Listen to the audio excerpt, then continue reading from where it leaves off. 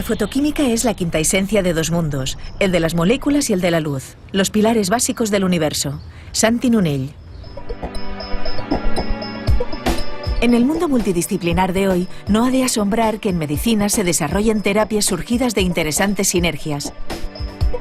Para tratar algunos tipos de cáncer y diversas infecciones, los químicos han sabido conjugar el poder de un fármaco con el de la luz y la fuerza destructora del oxígeno activo. Santi Nunell, químico y apasionado de las moléculas y la luz, nos descubre esta semana en redes los secretos de la novedosa terapia fotodinámica. Sus aplicaciones irán muy probablemente en aumento a medida que se consiga dominar esa potente energía que es la luz. Estamos en el Instituto Químico de Sarriá, en Barcelona esta vez, que trabaja en conjunción con la Universidad de Harvard bueno, se lo explicaremos a lo largo del programa, pero lo llaman la terapia fotodinámica, ¿no? Y a mí lo que me ilusiona de lo que estáis haciendo, Santi, es que entroncáis con un hecho milenario, ¿no? Vamos, de miles de millones de años, ¿no? Yo siempre me he preguntado, ¿cómo es posible que unas cianobacterias hace 2.300 millones de años descubrieran la manera de vivir del cuento, vamos, de vivir de la energía que sacaban del sol, y las plantas es lo que hacen? A mí me gustaría que aprovecháramos esta hermosa oportunidad que tenemos de que le explicaras a nuestra audiencia un poco las diferencias entre la fotosíntesis, lo que las cianobacterias hicieron, descubrieron, la fotosíntesis artificial, que tú la has estudiado y practicado en Arizona, creo, luego me corriges, y luego la terapia fotodinámica. ¿Cuáles son las diferencias? ¿Por qué no me puedo confundir entre una cosa y otra?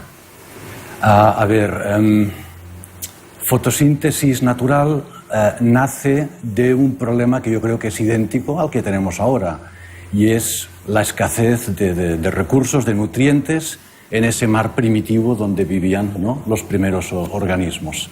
En algún momento los organismos piensan o encuentran que una solución a la escasez es aprovechar una fuente de energía distinta de los nutrientes que podían tener cerca, y obviamente la fuente más cercana es el sol. El gran invento de la historia es la fotosíntesis, que en esencia lo que hace es almacenar la energía del sol en lo que llamaríamos productos químicos de alta tecnología, los hidratos de carbono, para ser utilizados en el momento en que la célula lo requiera para reproducirse, para moverse, para hacer su actividad, ¿no? Y eso lo hacen las cianobacterias, descubren una manera de almacenar, porque si entiendo bien, el gran problema que tenéis ahora es que no hay manera de almacenar esta energía que podríais sacar del sol. Bueno, el problema es más complejo. Yo creo que, en primer lugar, comprendemos lo que hacen los organismos fotosintéticos, pero lo que no conocemos aún es cómo hacer el mismo proceso con la misma eficiencia, problema número uno, y en segundo lugar, conseguir que los dispositivos artificiales sean igual de fotoestables, o sea, duren en el tiempo más o tanto como un organismo natural. Luego está el problema añadido de que esto es una energía muy difusa, es decir, los vatios por metro cuadrado pues son pocos. Por tanto, concentrar esta energía va a ser complejo, distribuir esta energía pues va a tener su coste, etc. Giacomo Chamichan, el padre de la ciencia que estudia la interacción de la luz con las moléculas, hizo esta reflexión visionaria hace 100 años. Si en el futuro el carbón se acaba, si nuestra civilización negra y nerviosa, basada en el carbón, se transforma en una civilización más tranquila y silenciosa, basada en la energía solar, eso no dañará ni al progreso ni a nuestra felicidad. Y finalmente añadía que, aunque la naturaleza no tiene prisa, la humanidad sí debería apresurarse en lograr este objetivo. Imitar a la naturaleza tiene mucho sentido. ¿Y si pudiéramos disponer de compuestos similares al petróleo? ¿Y si los pudiéramos crear nosotros en el laboratorio? Al fin y al cabo, los combustibles fósiles no son más que moléculas derivadas del carbono, moléculas orgánicas, procedentes de la propia vida. En este sentido, la fórmula que debemos copiar es la de la fotosíntesis de las plantas. Las moléculas orgánicas derivan del producto de esta reacción, que se logra a partir de CO2 y agua. Los ingredientes son estos, y la energía necesaria para la receta la da la luz del sol. Así pues, la materia que constituye a los seres vivos no es más que energía solar transformada en energía química. Lo que se busca es hacer dispositivos moleculares igual de eficientes que las plantas en la recolección de radiación solar y en la transformación en energía química. De momento no se ha logrado, puesto que se producen pérdidas excesivas de energía por el camino. Por otra parte, los dispositivos no duran tanto como un organismo natural. Estos son los retos a día de hoy. Una fotosíntesis artificial a gran escala permitiría además reutilizar el CO2 que actualmente sobra en la atmósfera, puesto que es materia prima para el proceso. Sería pues una fuente de energía totalmente limpia y renovable, algo que necesitamos con urgencia. Aprender a dominar la energía del sol no es una opción, es una necesidad. Oye, cuéntame ahora la tercera cosa que yo me gusta y nuestros telespectadores estoy seguro que también, diferenciar qué es la fotosíntesis por un lado, la fotosíntesis artificial y ahora la famosa fotodinámica que estáis trabajando. O sea, lo bonito o lo extraño de lo vuestro es que me decís, oye, Eduardo, podemos poner remedio incluso a cánceres de tipo superficial que no estén muy profundamente ubicados, y eso lo podemos tratar con la luz y con un fármaco y con el oxígeno. ¿Qué quieres decir con eso? O sea, primero, ¿qué ponéis? ¿Un fármaco? A ver, quien hace esto son los médicos y no los químicos, que estamos bastante lejos del tratamiento directo con pacientes. Sí. Pero al final los médicos utilizan moléculas capaces de hacer esta función. Vuelvo un momento a la fotosíntesis. Lo que la gente comprendemos es que cuando llega pues, el rayo de luz, la planta, los pigmentos de la planta fabrican, empiezan este proceso de fotosíntesis. Pero además dan otros procesos. Y, por ejemplo, sabemos bien que si las plantas no tuvieran carotenos en los centros fotosintéticos, la planta se quemaría inmediatamente. Con los rayos oxidantes, ¿no? Es decir, la clorofila, además de dar fotosíntesis, es capaz de hacer, y voy a terapia fotodinámica, lo que se llama la activación del oxígeno. Es decir, la clorofila actúa de antena para la luz, captura energía del sol en forma de luz y esta energía que ha capturado la transfiere a la molécula de oxígeno activándola. Este oxígeno activo es tremendamente reactivo. Decimos que es 10.000 millones de veces más reactivo que el oxígeno normal que respiramos. De manera que donde se forme este oxígeno activo se produce un daño oxidativo que naturalmente es muy local, solamente donde estén los tres factores, el fármaco que absorbe la luz, la propia luz y oxígeno, ahí y solamente ahí, muy local, muy confinado, se va a dar el efecto. La terapia fotodinámica utiliza fármacos fotosensibilizantes. El término proviene de que su función es absorber la luz y traspasar la energía. De alguna manera actúan como catalizadores. No, el fármaco no es activo. Quien es activo es el oxígeno activado. Lo que hace el fármaco es conseguir que la luz active al oxígeno. El papel es de transmisor, claro, si quieres verlo así. Sí. Así que este fármaco es fotosensibilizante. Él no hace otra cosa que tomar luz, activar oxígeno y regresar, y esto es importante, regresar al punto de partida dispuesto a recibir un segundo fotón de luz para activar. Es decir, con una concentración muy pequeña de fármaco consigues muchos ciclos de activación de oxígeno y oxidación de células. En terapia fotodinámica no basta con el fármaco. De hecho, los fármacos son inocuos en sí, igual que la luz, que es inocua. Pero es la combinación de los tres, con lo cual hay, digamos, una selectividad al cuadrado. No solo dónde está el fármaco, sino dónde ponemos la luz.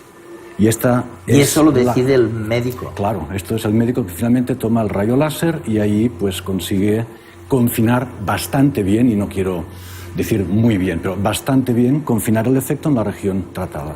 Ese es el gran descubrimiento, y es la gran diferencia con el tratamiento tradicional de los cánceres, ¿no? Efectivamente, con la quimioterapia arrasas con el tejido, sí, y te llevas por delante lo malo, pero también lo bueno, ¿no? Y de ahí los efectos secundarios tan grandes. Entonces, lo que vuestra terapia, realmente en este sentido tiene una ventaja enorme con relación a lo que hemos estado haciendo hasta ahora, ¿no? ¿Vuestra desventaja cuál es? Importante, que cuando se apaga la luz, se apaga el efecto. Voilà. Y esto es la gran diferencia respecto de los fármacos convencionales. Es decir, en el momento que termina la luz, termina el efecto, y si, por ejemplo, hablamos de tratar pues, una infección bacteriana localizada, se puede tratar Helicobacter pylori, por ejemplo, que es uno de los targets deseados. Lo que vemos es que sí que reducimos tremendamente la población, pero esas pocas bacterias que quedan se reproducen. Así que ahora el gran reto es conseguir llevar la erradicación selectiva más allá de a donde estamos en estos momentos.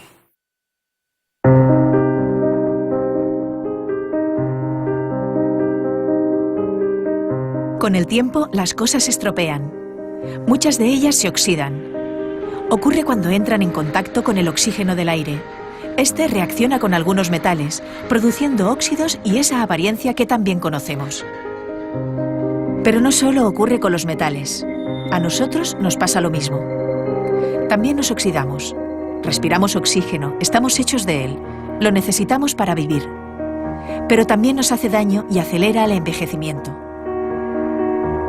Los átomos de oxígeno reaccionan de forma natural con cualquier molécula, célula o tejido que encuentren a su paso, produciendo daños allá donde aparecen. Pero, ¿y si se pudiese dirigir su actividad y utilizar ese poder de destrucción donde y cuando interese? En el laboratorio se ha logrado fabricar unas moléculas a partir de ciertos compuestos naturales, llamados porfirinas, sensibles a la luz. Cuando un rayo las excita, adquieren la capacidad de transformar átomos de oxígeno normal en oxígeno activo.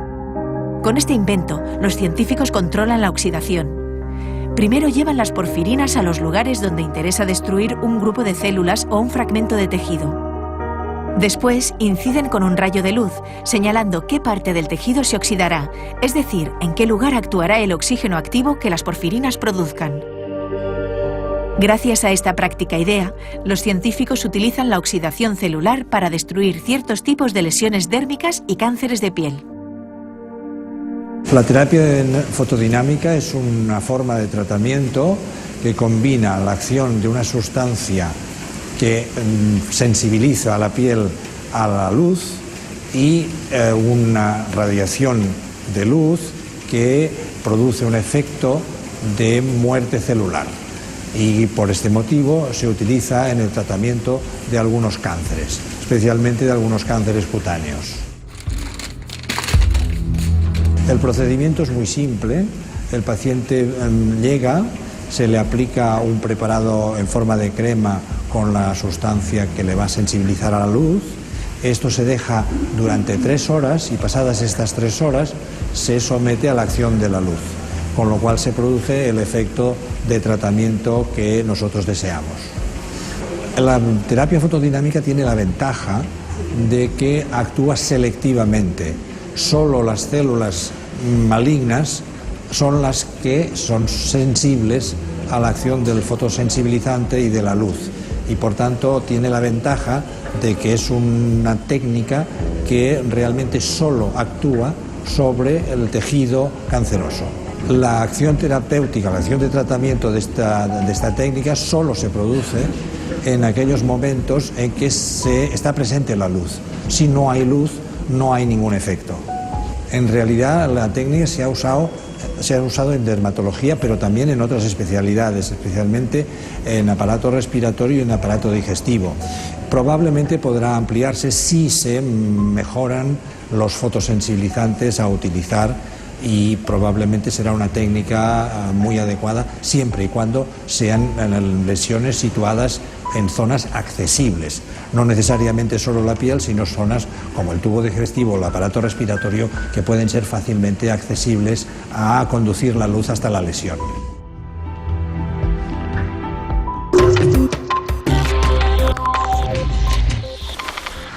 Si yo te preguntara algo sobre el futuro de vuestras investigaciones, probablemente lo que me dirías es que estáis intentando ir mucho más lejos, ¿no?, de este tratamiento un poco superficial. Claro, sí, claro. Y para profundizar realmente en el tratamiento del cáncer, o sea, oncológicamente, que tengáis algo nuevo que aportar, ¿no? Este es el futuro vuestro.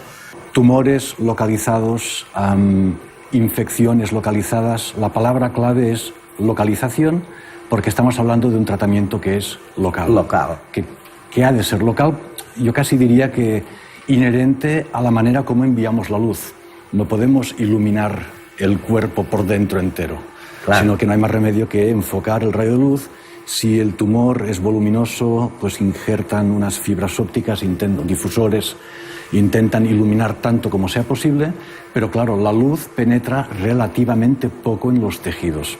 Y ese es el gran problema a resolver. Temas de futuro me hablas, y yo creo que científicamente el gran problema va a ser eficiencia de los fármacos y sobre todo selectividad, las dos grandes objetivos. Hablo, por ejemplo, del campo antimicrobiano. Sí. Lo que ofrece terapia fotodinámica es un mecanismo de muerte tan poco selectivo, lo decías tú antes. Hay tantos targets para el proceso químico básico de la fotooxidación, lípidos de membrana, proteínas, los ácidos nucleicos. Son tantos los targets, las posibles dianas, que materialmente no hay manera de que las células desarrollen mecanismos de resistencia. De hecho, si haces terapia fotodinámica sobre dos cepas de una misma especie, pienso en el Staphylococcus aureus, que es uno de los grandes superbichos que dicen, ¿no?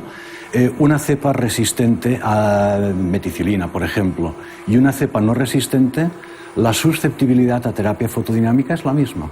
Estamos bastante convencidos de que la oportunidad es clara, pero nos encontramos con que no hay investigación clínica que lleve a la aprobación de moléculas que en el laboratorio son tremendamente potentes, pero que no conseguimos verlas aprobadas por falta de inversión de la industria. Santi, cuando hablas de que hace falta un tipo determinado de fármaco, también me dices que hace falta un determinado tipo de luz. ¿Qué quieres decir exactamente? Mira, si me permites, te lo muestro con un ejemplo y va a ser más fácil. Llevo aquí una bombillita, bueno, es un LED, emite luz blanca. Si pones tu mano delante de una luz blanca, ¿de qué color la ves? Rosado. Rojo rosado. Esto lo que te está diciendo es que de todos los colores que está emitiendo esta fuente blanca, solamente la luz roja atraviesa el dedo.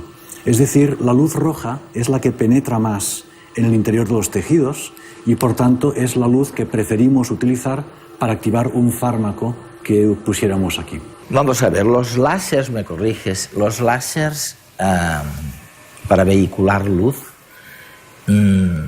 empezaron a utilizarse en los años 60, pero vuestro laboratorio fue el primero que incorporó el uso del láser como un elemento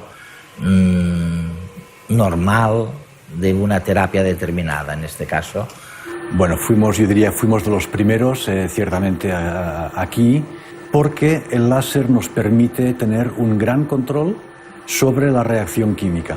Es decir, el láser emite pulsos de luz, Claro. flashes, ¿no? Tremendamente cortos, porque hablamos de fotoquímica inducida por láser. Claro. O sea que el láser lo que permite es hacer instantánea la radiación y el efecto, ¿no? Eso El es. impacto negativo. Un gran control del tiempo, de los tiempos en los que suceden las reacciones químicas. Empezamos en el momento que queremos, la sincronizamos con otros acontecimientos y naturalmente la detenemos en el momento en que apagamos la luz. Dientes prominentes, pieles pálidas, necesidad de esconderse de la luz y de beber sangre. ¿A qué les suena? Efectivamente, estamos hablando de los vampiros. No, no es que hayan cambiado de canal sin querer. Siguen viendo ustedes redes. Claro que se preguntarán qué tiene que ver las leyendas de chupadores de sangre con la terapia fotodinámica. La respuesta es que tienen que ver mucho más de lo que se imaginan. La clave está en las porfirinas, una gran familia de compuestos sensibles a la luz muy similares entre sí, de las cuales hemos hablado con anterioridad. Existe una enfermedad, la porfiria, en que estos pigmentos se acumulan en los huesos, la piel y los dientes. Con la luz del sol, estas porfirinas se convierten en toxinas que se comen la carne. Sin tratamiento, las peores formas de la dolencia pueden desfigurar la cara y el cuerpo de los pacientes.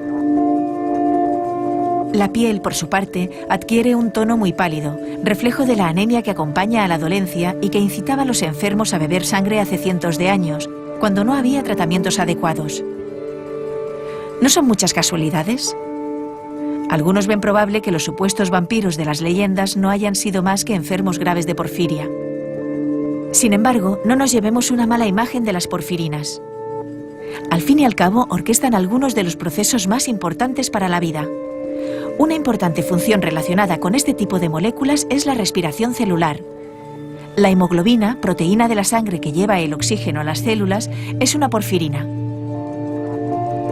El agujero central de su estructura está ocupado por un átomo de hierro y absorbe todo el espectro de la luz visible menos el rojo, que se refleja.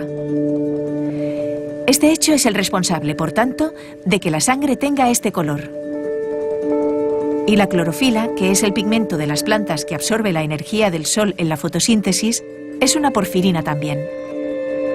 Su agujero central está ocupado por un átomo de magnesio y absorbe todo el espectro de la luz visible menos el verde, que se refleja.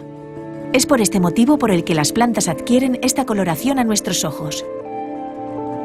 Oye, dejando de lado el objetivo, digamos, más de mayor interés, probablemente para la cultura popular y para el hombre de la calle de vuestra terapia fotodinámica, cuando hablamos de problemas oncológicos, moleculares, lo que es seguro es que tiene vuestra terapia una aplicación evidente en las cosmética. Podéis graduar en el tiempo la duración de la asimilación de una luz exagerada o de una radiación demasiado potente.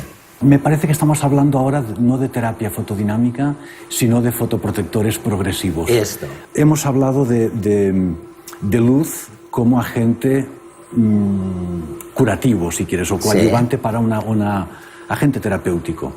Naturalmente la luz tiene el otro lado, y especialmente la radiación ultravioleta, que es el efecto dañino. Y sabemos bien que la exposición prolongada a radiación ultravioleta conduce a la larga pues, a problemas dermatológicos y de otro estilo. En el peor de los casos, cánceres, melanomas o no melanomas, ¿no? Los fotoprotectores progresivos que hemos desarrollado conjuntamente con una empresa, lo que hacen es reconocer que no todas las partes del cuerpo se exponen a la misma dosis de radiación ultravioleta. Es muy distinto pues, la nariz que algo pues, que esté más oculto. Y a lo largo del día la relación ultravioleta B, ultravioleta A va cambiando, y a lo largo del día las condiciones ambientales van cambiando. Así que razonamos que puede ser interesante disponer de un fotoprotector que se adapte a las condiciones ambientales, que se adapte a la radiación que realmente llegue a cada centímetro de Y piel. eso lo habéis conseguido ya. Y esto se ha conseguido, sí. Oye, una cosa interesantísima en este aspecto es vuestra relación con el mundo o con el sector industrial, ¿no? En España sabes que cuando hablas con científicos norteamericanos se hacen cruces de ver el abismo que suele separar a la comunidad científica del sector industrial en España. Vosotros, desde el Instituto del IQS, en esto habéis conseguido fácilmente imbricaros con el sector industrial. Esto está realmente en los genes del IQS y el investigador normal recibe permanentemente la pregunta de muy bien, pero ¿esto para qué sirve? Esto, ¿no? Esta es la pregunta que al científico le incomoda porque piensas que hay conocimiento que va a rendir en Básico. 20, 30, en 50 años, pero que tiene que generarse porque al final pues va creciendo. Pero en todo caso es una pregunta legítima y es correcto estar en contacto con el mundo industrial. Y primero porque necesitas siempre, como diría yo, complicidades. Segundo porque lo que contaba antes de los fármacos fotodinámicos. Hay, yo diría, centenares de moléculas activas. Pero hasta que alguien diga apuesto por ellas y invierto lo que hay que invertir para hacer los ensayos clínicos que se requieren, etcétera, no saldrán del laboratorio. Saber de química te permite disfrutar de la experiencia de estar vivo a un nivel que no todo el mundo tiene a su alcance. Santi Nunell.